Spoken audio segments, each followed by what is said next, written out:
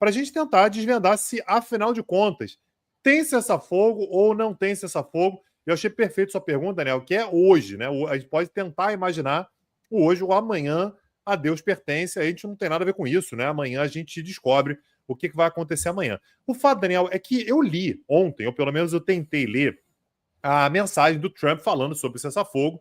Confesso que eu tive um pouco de dificuldade de entender, porque o negócio é embolado pra caramba, mas, ao que tudo indica, o que ele disse era: olha, a gente vai ter o cessar-fogo a partir de 24 horas do anúncio dele, e Irã e Israel vão manter apenas as missões que já estavam em curso. O que significa isso? Aquele míssil que você já ia lançar, já está na agulha para lançar, você lança, né? Mais do que isso, não deveria. Eu confesso que eu fiquei um pouco confuso com esse negócio de, durante 24 horas pode manter as operações que já tem, porque isso óbvio que pode dar problema. Pô, tem cessar-fogo, não tem, você vai continuar atacando.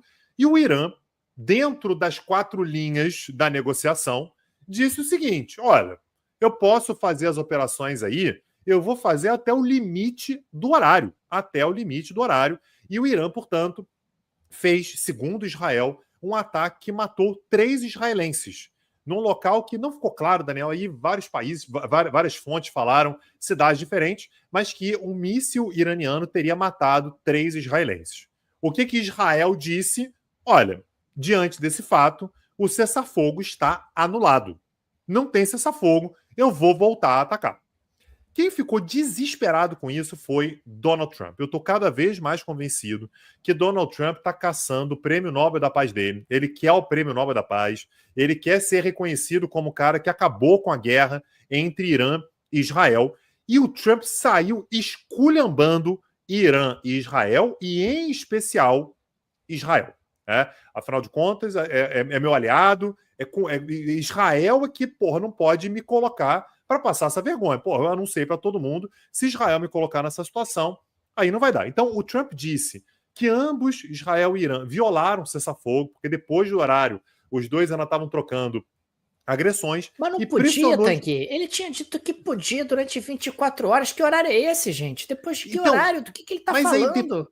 Segundo o Trump, tá? Aí a gente não tem... As notícias não são muito nítidas com relação a isso. Mas, ao que tudo indica, depois que Israel foi atacado, Israel voltou a atacar o Irã e passou do horário. Então, segundo o Trump, os dois violaram o cessar-fogo porque teriam continuado a fazer ataques mútuos sem muita efetividade, e isso levou, portanto, a uma violação dos termos do cessar-fogo. E aí, o Trump estava embarcando para a cúpula lá em Haia, né, para a cúpula da OTAN, sobre o qual a gente vai falar hoje, e ele disse o seguinte: nós basicamente temos 2 países que têm lutado por tanto tempo e tão duramente que eles não sabem what the fuck they're doing, né? Que porra eles estão fazendo? Desculpa, gente, foi exatamente Mas ele falou isso. Que ele utilizou. Ele falou exatamente isso. Você entende isso? Eu não estou feliz com o Irã.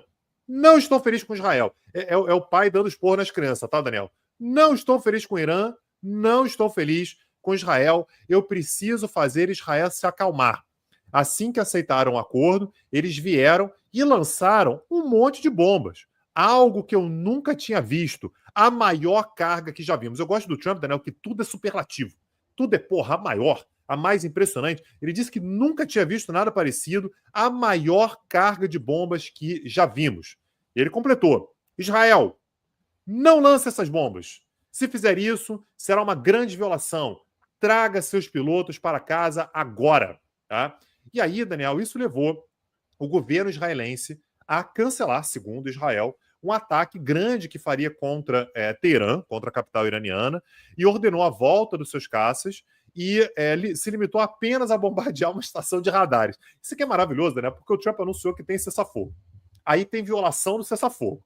Aí o Trump fala assim: pô, Israel, não é para fazer, porque você está dando razão para o Irã. Aí Israel fala assim: beleza, não vou bombardear Teherã, vou bombardear só uma estação de radares. Ou seja, continua sendo violação do mesmo jeito, mas o fato é que a decisão de retornar com os pilotos para casa, retornar com as aeronaves e tal, e parar, portanto, com as agressões, se deu a partir de uma conversa que houve entre Donald Trump e Benjamin Netanyahu, que prometeu parar os ataques. Então, dessa maneira, Daniel, Israel anunciou a volta à normalidade, né? Então, ao que tudo indica, a gente vai falar mais sobre isso, mas Israel falou assim, olha, beleza, tudo certo, e a gente volta à normalidade, a gente vai pensar o que fazer mais para frente.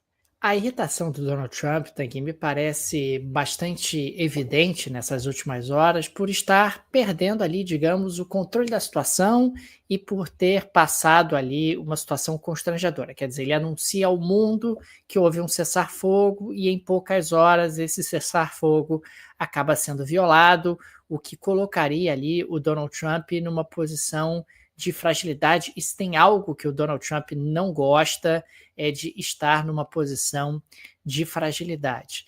E ele tem buscado aí ao máximo o protagonismo em toda essa questão da guerra. Nós tivemos um Donald Trump que, num determinado momento, há poucos dias, chegou a dizer: nós controlamos o espaço aéreo iraniano. Nós quem? Né? O Donald Trump não estava participando da guerra até aquele momento.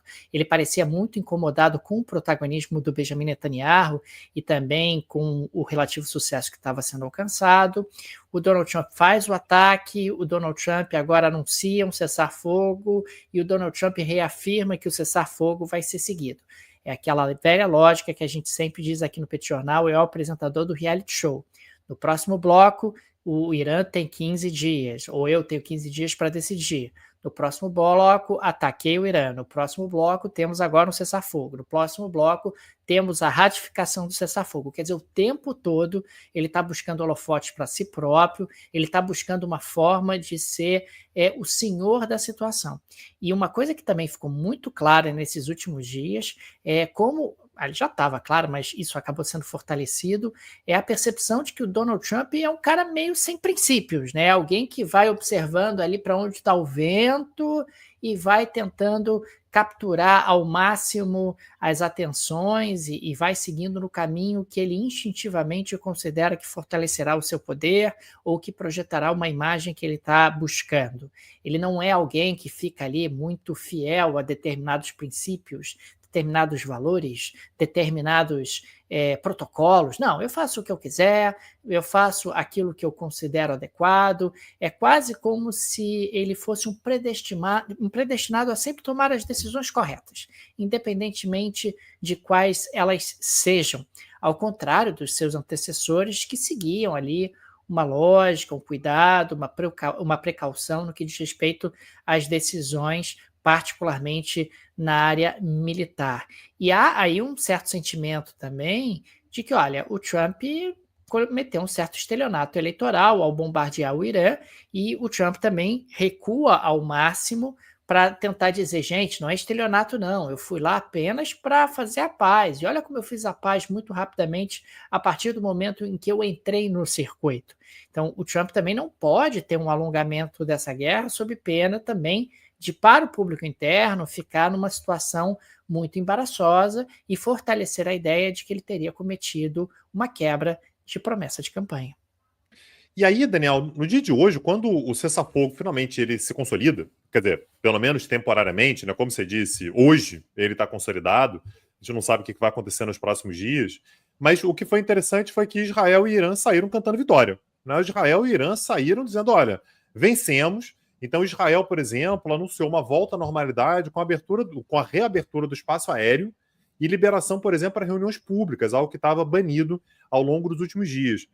O Netanyahu disse, por exemplo, que Israel obteve uma vitória histórica sobre o Irã, que permanecerá por gerações e gerações, e que Israel cumpriu todos os seus objetivos na guerra. Abro aspas, nos erguemos como um leão e o nosso rugido abalou Teherã. Essa guerra será estudada pelos exércitos de todo o mundo. Destruímos as instalações de Arak, Natanz e Isfahan. Repare que ele não falou de Fordo, tá? Mas ele falou de Arak, Natanz e Isfahan. Se o Irã tentar reconstruir seu programa nuclear, destruiremos tudo novamente. Agora é o momento de completar a nossa missão contra o eixo do mal, com o retorno dos reféns e a destruição do Hamas. Beleza, por essa fala aí, Netanyahu venceu a guerra.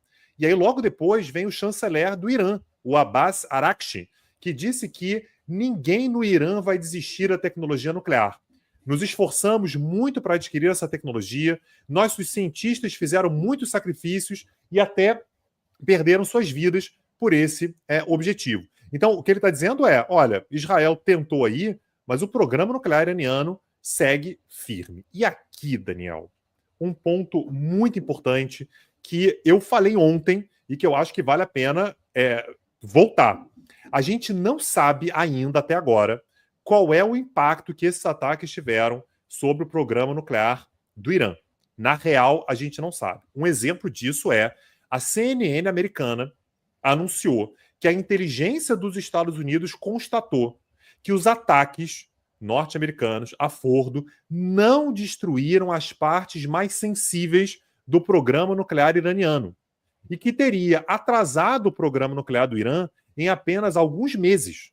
Isso é que eu falei ontem, que, olha, o Trump falou aí que, porra, aniquilou, que o programa nuclear iraniano foi obliterado, que não existe mais, e que agora, porra, é vida nova e tal. O que eu disse aqui foi, a gente não sabe exatamente, né? A instalação nuclear de Fordo, que é a principal, né, que é a mais sensível, com as ultracentrífugas lá, estava muito bem protegida.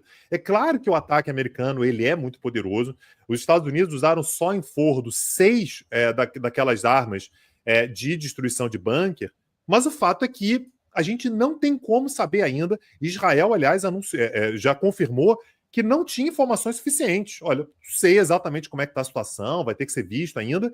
E o que a CNN americana diz é que a inteligência dos Estados Unidos constatou que os ataques não destruíram as partes mais sensíveis. Ou seja, ontem eu me perguntava aqui, né, Daniel? Pô, esses ataques atrasaram o programa nuclear iraniano, que aí uma semana, alguns meses, alguns anos, 20 anos, acabou com tudo. E aparentemente a resposta, se essa informação for verdadeira, é que foi por apenas alguns meses. Naturalmente, perguntaram para a secretária de imprensa da Casa Branca, a Caroline Leavitt, e ela negou. Ela disse, é mentira, tá tudo destruído mesmo. Tá? Então, segundo ela, não tem nada disso. Aquilo que Donald Trump anunciou, que era o programa nuclear, foi de arrasta para cima, já era, segundo ela, é a versão correta. Outra coisa importante, Daniel, foi que no meio dessa confusão toda, a gente não sabe também qual foi o teor da negociação que levou esse cessar-fogo. Tá? O que foi negociado, como é que foi negociado, eu não tenho nenhuma ilusão, Daniel, de que foi Donald Trump, da sua posição magnânima, dizendo Irã e Israel, parem agora. E os dois falaram, puxa, o Trump está comandando, está mandando, agora vamos parar. O Trump anunciou hoje, Daniel, na rede social dele, né, na Truth, que a China pode comprar petróleo iraniano sem medo de sanções. Ou seja, Daniel, a gente tem aqui um elemento que aponta para o relaxamento das sanções. Ele disse, Donald Trump, tomara que a China compre petróleo iraniano e compre ainda mais petróleo dos Estados Unidos da América. Ou seja, Daniel, talvez isso tenha feito parte, inclusive, da negociação. Irã, pô, vou fazer o seguinte, separa aí. Eu sei que Israel te atacou. Pô, eu te ataquei, foi na amizade, não foi para te machucar nem nada e tal. Te avisei, inclusive, a gente tá aí, beleza, entramos em guerra, mas foi algo curto. Você para. E aí o que o Irã vai falar é, porra, Estados Unidos, mas para como, né? Foi atacado aqui num negócio absolutamente sensível para mim. E é possível que Trump tenha oferecido algum tipo de concessão. Por exemplo, olha, eu vou facilitar para que você venda petróleo com uma facilidade maior. Não que a China não estivesse comprando petróleo iraniano, tá, gente? Tava. Mas era uma burocracia para você conseguir comprar, porque a empresa chinesa que compra petróleo do Irã, ela está sujeita a sanções, aí ela não pode fazer negócio com os Estados Unidos, aí a China tem que ter determinadas empresas que ficam responsáveis só por fazer comércio com o Irã, sem poder fazer comércio com o resto do mundo. Então, com essa possibilidade, os Estados Unidos estão dizendo, olha, a empresa chinesa que fizer comércio com o Irã, ela está de boa, ela está isenta, ela pode fazer esse tipo de sanção. Agora, claro, Daniel, que isso pode trazer o reverso da moeda. O reverso da moeda é, se as exportações iranianas para a China, de petróleo para a China, crescerem muito, em grande quantidade, isso pode irritar profundamente outros aliados dos Estados Unidos na região, entre eles a Arábia Saudita. A Arábia Saudita ela se aproveita desse cenário para vender petróleo para todo mundo. Então, isso também tem um certo limite. O Trump ele não pode facilitar demais para o Irã, porque senão pode começar a gerar dificuldades com outros países da região, particularmente aliados norte-americanos. Então, Daniel, um cenário complexo que a gente tem ali e que, mais uma vez, a gente tem uma quantidade muito grande de perguntas, né? Algumas coisas que a gente não sabe ainda o que vai acontecer, não sabe qual é a resposta, não sabe exatamente o que aconteceu e que me parece que ao longo dos próximos dias a gente vai saber um pouco melhor.